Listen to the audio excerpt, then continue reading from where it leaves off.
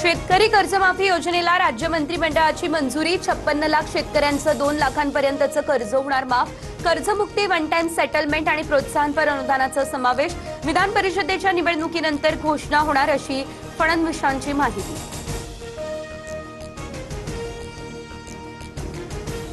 लाडकी बहीण योजनेसारखा कर्जमाफीचा खेळ मांडू नका, शेतकऱ्यांची फसवणूक आम्ही खपवून घेणार नाही, राजू शेट्टी यांचा सरकारला इशारा।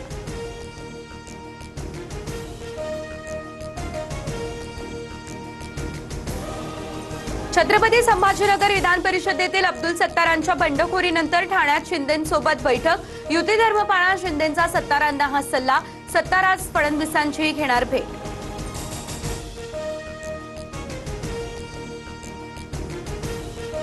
सोलापूरमध्ये विधान परिषद निवडणुकीत काँग्रेसला मोठा धक्का। आदित्य फत्तेपूरकर यांचा अर्ज बाद, अर्जावर बोगस सही सूचक।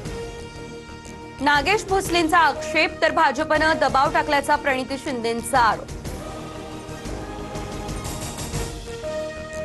शासन निर्णयाचं कौतुक, मात्र अद्यापही मी समाधानी नाही। मराठा समाजाला आरक्षण दिलं असतं तर बलिदान केलं नसतं, जरांगेंचा निशाणा। 58 लाख नोंदींच्या प्रमाणपत्रांचं लवकरात लवकर वाटप करा अशी मागणी।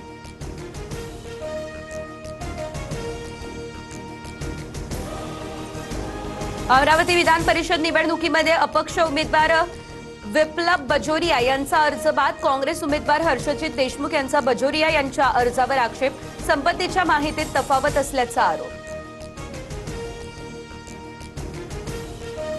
मुंबईमध्ये पावसाच्या हलक्या सरी, ढगाळ वातावरण, त्यामुळे वादळी वाऱ्यासह पावसाची देखील शक्यता।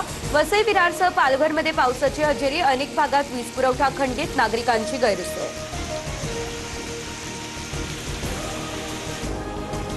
गुजरातमध्ये सुरत धुळे या महामार्गावरती भीषण अपघात झाला। 2 बसच्या अपघातात 7 जणांचा मृत्यू।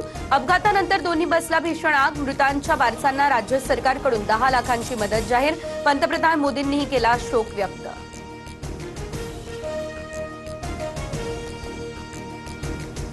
बिहारच्या पटनामध्ये खानसर यांच्या कोचिंग सेंटर बाहेर गोळीबार, 8 ते 10 राऊंड फायर झाल्याचा दावा। 2 कोचिंग चालकांमध्ये वर्चस्व गाजवण्यावरून वाद, सुरक्षा रक्षकांना मारहाण झाल्याची माहिती।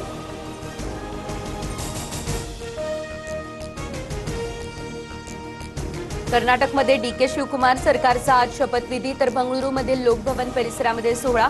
सिद्धरामय्या यांच्या राजीनाम्यानंतर शिवकुमार पदभार स्वीकारणार। मंत्रिमंडळात मुख्यमंत्र्यांसह 34 सदस्यांना मिळणार स्थान।